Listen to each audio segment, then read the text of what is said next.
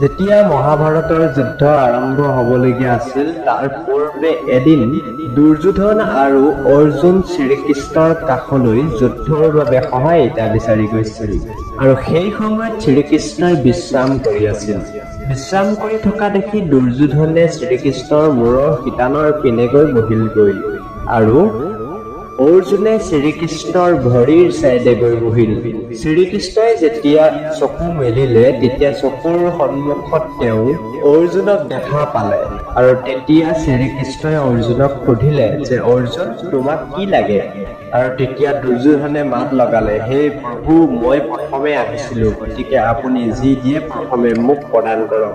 তেতিয়া শ্ৰীকৃষ্ণই ক'লে, যদিও বা তুমি প্ৰথমে আহিছিলা কিন্তু প্ৰথমেই মোৰ চকু অৰ্জুনৰ ওপৰতহে পৰিছিল আৰু ইপিনেৰ পৰাও অৰ্জুন তোমাতকৈ বয়সত সৰু, সেইবাবে প্ৰথমতে কিবা এটা বিচৰাৰ অধিকাৰ অৰ্জুনৰহে আছে। আৰু তেতিয়া অৰ্জুনে ভগৱান শ্ৰীকৃষ্ণক ক'লে যে এই মহাভাৰতৰ যুদ্ধত আপুনি মোক সহায় কৰক। তেতিয়া শ্ৰীকৃষ্ণই ক'লে, এপিনে মই নিহত্যা, মই এই মহাভাৰতৰ যুদ্ধত কোনো অস্ত্ৰ হাতত তুলি নলওঁ আৰু আনহাতে মোৰ সহস্ৰ সৈন্য সামন্ত হাতিয়াৰ আছে, গতিকে তোমাক কি লাগে সেইটো কোৱা। গতিকে তোমাক মোক লাগেনে মোৰ শত সহস্ৰ অস্ত্ৰৰে সসজ্জিত নৰায়ণী সেনাখিনি লাগে সেইটো কোৱা। আৰু তেতিয়া অৰ্জুনে ক'লে, মোক কেৱল আপোনাকহে লাগে। আনফালে দুৰ্যোধন মনে মনে বিয়াত কি হৈ গ'ল, কিয়নো যিজন ব্যক্তিয়ে যুদ্ধত অস্ত্ৰ নধৰে, যুদ্ধ নকৰে, সেইজন ব্যক্তিক অৰ্জুনে লৈ মুৰ্খামি কৰিছে বুলি ভাবিলে। আৰু এইটো ভালেই হ'ল যে নাৰায়ণী সেনাখিনি মই পালো আৰু সি তাৰ পৰা বহুত সুখ মনেৰে উভতি গুচি আহিল। তেতিয়া শ্ৰীকৃষ্ণই অৰ্জুনক প্ৰশ্ন কৰিলে যে হে অৰ্জুন, তুমি শত সহস্ৰ অজয় নাৰায়ণী সেনাখিনিয়ে বাদ দি মোক কিয় নিৰ্বাচন কৰিলা? তেতিয়া অৰ্জুনে উত্তৰ দিলে, মোৰ আপোনাৰ ওপৰত সম্পূৰ্ণ বিশ্বাস আছে যে আপুনি এনেকুৱা এটা কিয় হাজাৰটা নাৰায়ণী সেনাৰ ওপৰতো আপুনি জয় লাভ কৰাব পাৰিব। আপোনাৰো জীৱনত যদি আপোনাৰ পৰমাত্মা ৰবৰ ওপৰত এনেধৰণৰ আত্মবিশ্বাস থাকে তেন্তে এই পৃথিৱীত হাজাৰটা বিশাল বিশাল সমস্যা আহিলেও আপোনাৰ জীৱনটো একো কৰিব নোৱাৰিব। মহাভাৰতৰ অন্য এটা কাহিনী আৰু আছে। মহাভাৰতৰ যুদ্ধ চলি আছিল। দুৰ্যোধনে ভীষ্ম পিতামহৰ ওচৰলৈ গৈ বহুত কঠোৰভাৱে ক'বলৈ ধৰিলে, আপুনি দেখুৱাইহে কেৱল আমাৰ পক্ষত যুদ্ধ কৰি আছে, কিন্তু প্ৰকৃততে আপোনাৰ মনটো পাণ্ডৱসকলৰ লগতহে আছে।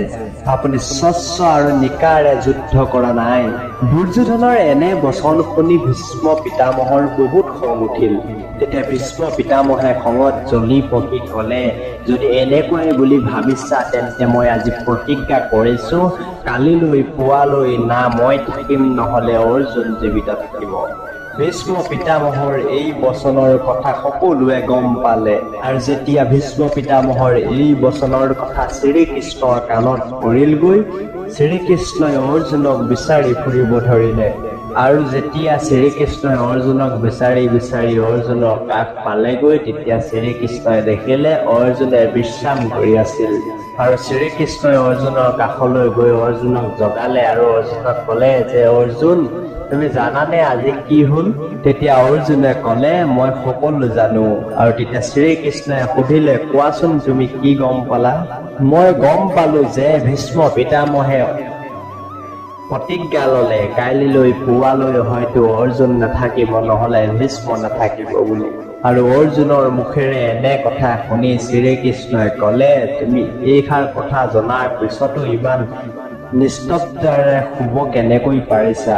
তেতিয়া অৰ্জুনে শ্ৰীকৃষ্ণক সম্বোধি ক'লে, হে সখা, আজি দিনটো মই যুদ্ধ কৰি আছো আৰু কালিলৈ পুৱাৰ পৰা আকৌ যুদ্ধ কৰিব লাগিব আৰু সেইবাবে মোক অলপ বিশ্ৰাম কৰি ল'বলৈ দিয়ক।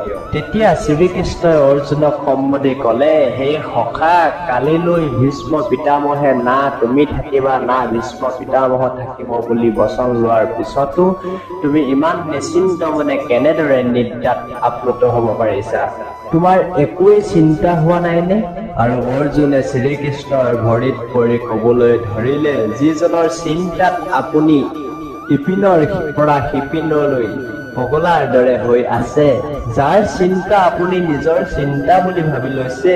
ইমানখিনি দেখাৰ পিছতো সেইজন এজন নিশ্চয়কৈ মূৰ্খ ব্যক্তিহে হ'ব, যিজন ব্যক্তিয়ে নিজৰ কথা চিন্তা কৰিব, যিজন মনুষ্যই পৰমাত্মাৰ ওপৰত বিশ্বাস ৰাখে। তেনে ব্যক্তি জীৱনত যিমানেই ডাঙৰ সমস্যাত পৰিলেও কেতিয়াও উদ্ধাৰ নোহোৱাকৈ নাথাকে। মহাভাৰতৰ অন্য এটা কাহিনী আৰু আছে। মহাভাৰতৰ যুদ্ধত অৰ্জুন আৰু মহাৰাজা ভগদত্তৰ যুদ্ধ চলি আছিল, আৰু সেই মহাভাৰতৰ যুদ্ধৰ মাজত এটা সৰু চৰাই পোৱালি নিজৰ পোৱালিকেইটাৰ সৈতে আবদ্ধ হৈ পৰিছিল, আৰু সেই সৰু চৰাইহালে মনে মনে পৰমাত্মাক চিন্তা কৰিব ধৰিলে যে হে পৰমাত্মা মোক ৰক্ষা কৰা, আৰু সেই চৰাইকেইটাৰ প্ৰাৰ্থনা শ্ৰীকৃষ্ণই গম পালে। ৰজা ভগদত্ত এটা বিশাল হাতীৰ ওপৰত উঠি আছিল, আৰু যেতিয়াই অৰ্জুনে ভগদত্তৰ সৈতে যুদ্ধ কৰিলে তেতিয়া অৰ্জুনৰ শৰ গৈ সেই হাতীটোৰ মাথাত সোমাই পৰিল, আৰু সেই বিশাল হাতীটো গৈ সেই চৰাই পোৱালিকেইটাৰ ওপৰতে পৰি গ'ল। আৰু সমগ্ৰ দিন জুৰি সেই ক্ষেত্ৰখনত যুদ্ধ হৈ থাকিল, আৰু এনেদৰে শ শ হাতীৰ মৃত্যু হ'বলৈ ধৰিলে। আৰু সেইদিনাখন যেতিয়া মহাভাৰতৰ যুদ্ধ সমাপ্ত হ'ল, তেতিয়া শ্ৰীকৃষ্ণই অৰ্জুনক সেই ঠাইডোখৰলৈ লৈ আহিল, আৰু অৰ্জুনক সেই ঠাইখিনিত পৰি থকা হাতীকেইটা আঁতৰাবলৈ ক'লে। আৰু যেতিয়াই অৰ্জুনে সেই বস্তুখিনি আঁতৰাই দিলে, অৰ্জুনে দেখিলে যে চৰাইটো নিজৰ পোৱালিকেইটাৰ সৈতে সুৰক্ষিত আছিল, আৰু সেই কাণ্ড দেখি অৰ্জুন বহুত আচৰিত হ'ল। ইমান তোলপাৰ লগোৱা যুদ্ধৰ পিছতো এই চৰাই পোৱালিকেইহাল কেনেদৰে বাচি থাকিল বাৰু? তেতিয়া শ্ৰীকৃষ্ণই অৰ্জুনৰ পিনে চাই উত্তৰ দিলে, কিয়নো এই চৰাইকেইটাৰ পৰমাত্মাৰ ওপৰত সম্পূৰ্ণ বিশ্বাস আছিল। নিজৰ আস্থাত আৰু নিজৰ প্ৰাৰ্থনাত এই চৰাই পোৱালিকেইটাৰ সম্পূৰ্ণ বিশ্বাস আছিল। সেইবাবে আজি তেওঁলোকৰ বিশ্বাসৰ কাৰণেই তেওঁলোকৰ ৰক্ষা হৈছে। সেইবাবে সমগ্ৰ খেলখন আপোনাৰ বিশ্বাসৰ ওপৰতেই নিৰ্ভৰ কৰে। আপুনি যদি মানে মই গংগা মা, আৰু যদি আপুনি নামানে মই তেন্তে বৈ থকা সামান্য অলপ পানীহে। আপুনি এই পৃথিৱীত এনেকুৱা হাজাৰটা উদাহৰণ পাব য'ত আত্মবিশ্বাস আৰু প্ৰাৰ্থনাৰ বাবে বহু মানুহৰ জনম ৰক্ষা পৰে।